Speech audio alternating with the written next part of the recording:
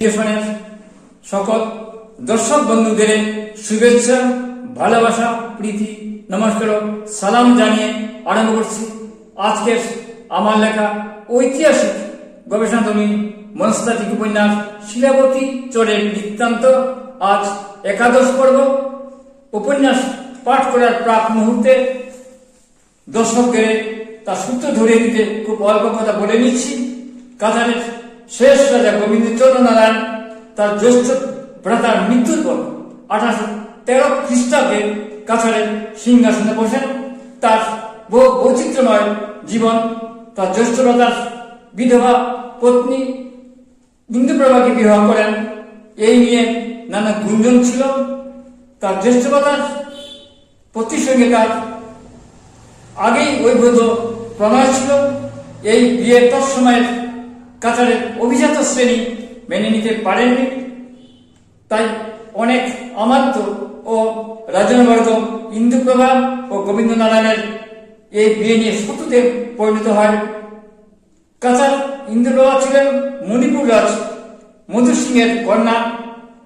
মণিপুর রাজ মধু সিং তার ভ্রাতৃদ্বয় সুজিত সিং ও মরজিৎ সিং এর চক্রান্তে জীবন রক্ষার্থে কজন আত্মীয় নিয়ে কাছাড়ি রাজ্যের তৎসময়ের কৃষিচলের আশ্রয় নেন। সেই সময় থেকে কাছাড়ি রাজ্য ত্রিপুরা রাজ্যের শত্রুতে পরিণত হয়। মহারাজা গোবিন্দচন্দ্র নারায়ণের জ্যেষ্ঠ ভ্রাতা মহারাজা কৃষ্ণচন্দ্র নারায়ণের মৃত্যুর পরই তার বিধবা পত্নী ইন্দুপ্রভাকে বিবাহ করলেও রাজমাতা ইন্দুপ্রভা ও মহারাজা গোবিন্দচন্দ্র নারায়ণ সুখী হননি। তাদের কোনো সন্তান ছিল না। মধু সিংহের কন্যা ইন্দুপ্রভা ছিলেন বৈষ্ণব। তৎসময় ত্রিপুরা বৈষ্ণব ধর্মে দীক্ষিত ছিল। তাই স্বাভাবিক কারণে ইন্দুপ্রভা বৈষ্ণব ছিলেন, আর মহারাজা গোবিন্দচন্দ্র নারায়ণ ছিলেন তার পরম্পরা মতে শাক্ত। দুই মেরু দুজন। মহারাজা গোবিন্দচন্দ্র নারায়ণ বেবিচারী, অসংযমী, বিলাসী, বুকবাদিয়া আর ত্যাগী প্রজাবৃন্দের সুরক্ষার জন্য আকাঙ্ক্ষিত রাজমাতা ইন্দুপ্রভা ছিলেন দুইজন দুই মেরু, একজন ভোগবাদী, একজন ত্যাগী। তাদের সন্তান না থাকায় তাদের কুলপুরোহিত দিগম্বর ভট্টাচার্যের একমাত্র কন্যা শিউলিকে কন্যাশ্রয়ে তারা পালন ও শিক্ষা দান করেছিলেন। শিউলি ভালোবাসত সুপুরুষ ব্যবসায়ী সুধাময় দাসকে। মহারাজা গোবিন্দচন্দ্র নারায়ণ ও মহারানী ইন্দুপ্রভা অন্তজ শ্রেণী সুধাময় দাসের সঙ্গে শিলু তাদের উদ্যোগে গোপনে কাছাকাছি মন্দিরে বিবাহ দেন। সমস্ত রকম গুড়ামি ধর্মান্ধতা ভেঙে বিবাহ দেন। এইভাবে একটি ঝড়ের ভেতর উপন্যাস এগিয়ে গেছে। প্রতি মুহূর্তে রয়েছে রোমাঞ্চকর অধ্যায়। মহারাজা গোবিন্দচন্দ্র নারায়ণ তার শত্রু থেকে দূরে থাকতে কবছর শিলচরের খাসপুর ছেড়ে দুধপাতিলে থাকেন। পরবর্তীতে বদরপুরের নিকটে কাঠি রাজ্যের রাজধানী পরিবর্তন করেন।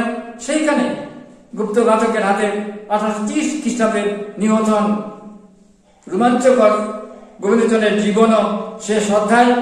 মণিপুর রাজ্যের সঙ্গে শত্রুতা, অন্তর্দ্বন্দ্ব, উত্তর কাছাড়ের প্রভাবশালী তুলনামের সঙ্গে সংঘাত, চক্রান্ত, বিষকন্যার আক্রোশ, গুড়ামি, বৈষ্ণব ভক্তি প্রেম, শাক্ত বৈষ্ণবের কোলাহ, অন্তর্জ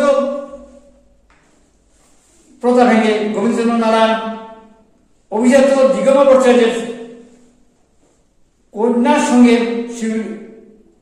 দিগম্বর ভট্টাচার্যের কন্যা শিউলির সঙ্গে সুধাময় দাসের বিবাহ, লোকায়ত সংস্কৃতি, কবিগান সব নিয়ে প্রতিবর্গ রোমাঞ্চকর ইতিহাসের শিকড় খুঁজে এক রোমাঞ্চকর গল্পগাথা। তাহলে আজকের পর্ব শুনুন, শেষ পর্যন্ত থাকবেন।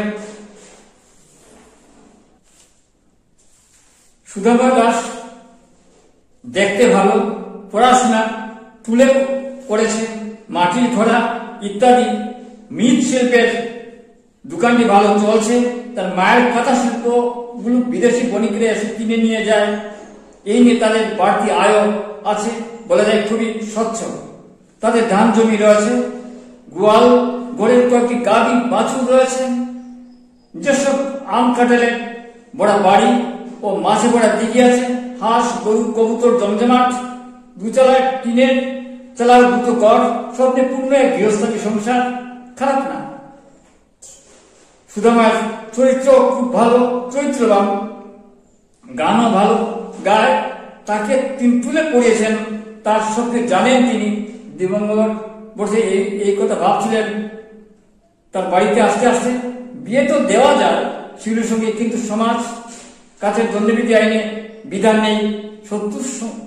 শূদ্রের সঙ্গে ব্রাহ্মণ কন্যার বিবাহ কখনো মান্যতা নেই। বিয়ে তো দেওয়া যায় শিউলির সঙ্গে, কিন্তু সমাজ কাছের দণ্ডবিধি আইনে বিধান নেই। শূদ্রের সঙ্গে ব্রাহ্মণ কন্যার বিবাহ কখনো মান্যতা নেই। প্রসঙ্গ সূত্র হেনেমরাজের দণ্ডবিধি এবং হেনেমরাজের রিন্দান বিধি পতনা বিদ্যাপত সমাজের গ্রন্থে এই আইনগুলি রয়েছে। দ্বিধাদ্বন্দ্বে ভাবছেন দিগম্বর কি করবেন, কিন্তু সমাজ মানবে না। সুদামা দাসের সঙ্গে শিউলির বিয়ে দিলে সমাজ তাকে ত্যায্য করবে না। সাধক ভুবনেশ্বর বাচস্পতি যে পথে সকল গুরামির বিরুদ্ধে লড়াই করে গেছেন, আমিও তাই করব। তবে এখন পরিস্থিতি হিসাবে বাধ্য হয়ে শিউলিকে আর তুলে পাঠান না। রাজবাড়িতে গানে নেওয়া করাতে মানা করেছেন, অর্থাৎ কিনা বন্দী রেখেছেন শিউলিকে।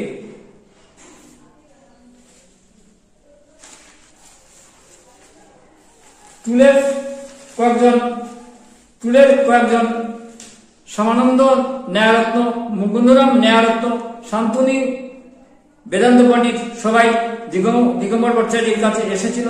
দিগম্বর এর অনুজ এরা সেই দিনের কথাবার্তা তাদের মাঝে কারো কারো উদ্ধত ব্যবহার তাকে আহত করেছে।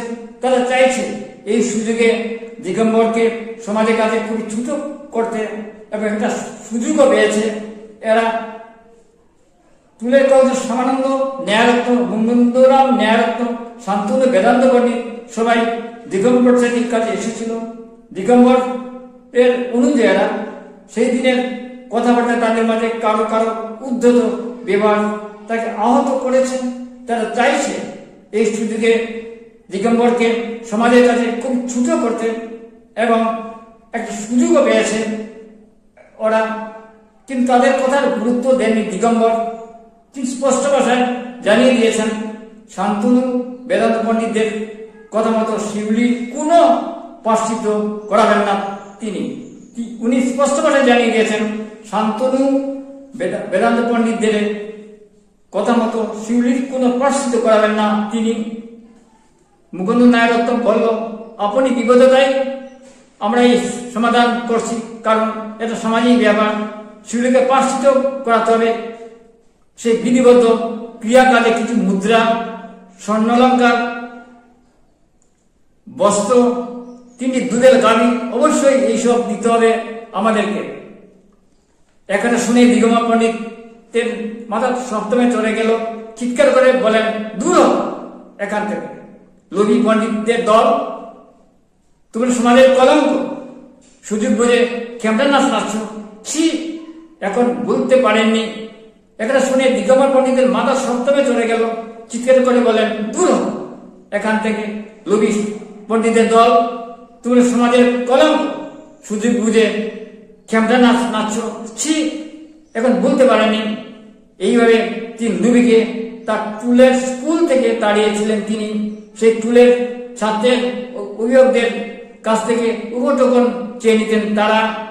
তারপর কবছর চলে গেলেও তাদের সঙ্গে শত্রুতা শেষ হয়নি। মেয়ে শিউলি কাঁদছে, কি করবেন ভাবতে পারছেন না। দিগম্বর ভট্টাচার্য মনকে শক্ত করলেন তিনি। আমার মেয়ে কোনো অন্যায় করিনি। যদি আমাকে পূর্বতন পুরোহিত ভুবনেশ্বর বাচস্পতির পথে এগিয়ে যেতে হয়, তবে আমি সেই পথে এগিয়ে যাব। আমার মেয়ে কোনো অন্যায় করিনি। যদি আমাকে পূর্বতন কবি পুরোহিত ভুবনেশ্বর বাচস্পতির পথে এগিয়ে যেতে হয়, তবে আমি সেই পথে এগিয়ে যাব।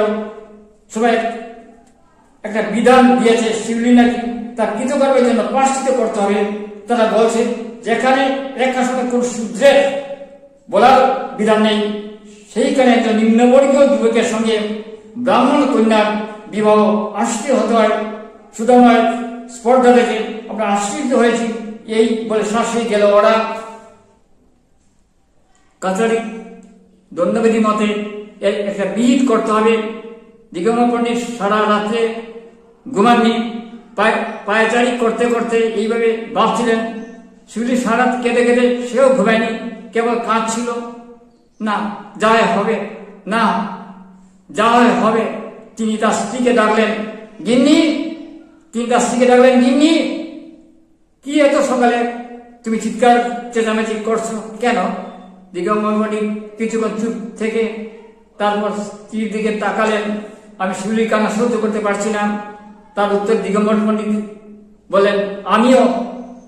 স্ত্রী বললে, আমি মেয়েকে কুলে পিঠে করে বড় করেছি, আজ আমার মেয়ে কাঁদতে কাঁদতে চুপ ফুলিয়ে গিয়েছে, কিছু খাচ্ছে না। সুদামায়ের সঙ্গে কি বিয়ে হবে না? আমার বিয়েতে সম্মতি আছে। স্ত্রীর কথা শুনে হঠাৎ চমকে গেলেন দিগম্বর, একটু রেগে বলেন, আমাদের কোন শাস্ত্রে আছে অসম্পূর্ণ বিবাহ নেই? স্ত্রী, এত সকালে তুমি চিৎকার চেঁচামেচি করছো কেন? কি এত সকালে তুমি চিৎকার চেঁচামেচি করছো কেন? দিগম্বর পণ্ডিত কিছুক্ষণ চুপ থেকে তার স্ত্রীর দিকে তাকালেন। আমি শিউলির কান্না সহ্য করতে পারছি না। তার উত্তরে দিগম্বর পণ্ডিত বললেন, আমিও। স্ত্রী বলল, আমি মেয়েকে কুলে পিঠে করে বড় করেছি, আজ আমার মেয়ে কাঁদতে কাঁদতে চুপ মুখ ফুলিয়ে গিয়েছে, কিছু খাচ্ছে না। সুদামায় মেয়ের সঙ্গে কি বিয়ে হবে না? আমার বিয়েতে সম্মতি আছে। সুদামায়ের সঙ্গে কি বিয়ে হবে না? আমার বিয়েতে সম্মতি আছে। স্ত্রীর কথা শুনে হঠাৎ চমকে গেলেন দিগম্বর, একটু রেগে বলেন, আমাদের কোন শাস্ত্রে আছে অসম্পূর্ণ বিবাহ নেই? আমাদের শাস্ত্রে অসম্পূর্ণ বিবাহ রীতি আছে। নমস্কার, আজ এখানে শেষ করছি। প্রতি পর্বে শিলাপতি চোরের বৃত্তান্তে রোমাঞ্চ রয়েছে, রহস্য রয়েছে, তথ্য রয়েছে, ইতিহাস রয়েছে। আপনারা দেখবেন। আগামী পর্বে আরো রোমাঞ্চকর তথ্য সমৃদ্ধ। আজ এখানে শেষ করছি। কবিতা উৎসব এডি ক্রিয়েশন অনুষ্ঠান শুনুন, দেখুন, আমাদের পাশে থাকুন। প্রকৌশলগত ত্রুটি রয়েছে, উপস্থাপনা খামতি রয়েছে, তবুও দেশে বিদেশে হাজার হাজার দর্শকের অনুষ্ঠান দেখে থাকেন। আপনিও দেখুন, দেখতে থাকুন, ভালো লাগবে। আমাদের চ্যানেল কবিতা চ্যানেল, তবু আমরা এইরকম গবেষণামূলক অনুষ্ঠান পরিবেশন করে থাকি। দেখতে থাকুন, ভালো লাগবেই। কবিতা হলো সুস্থভাবে বেঁচে থাকার অক্সিজেন। দেখতে থাকুন, ভালো লাগবেই। নমস্কার।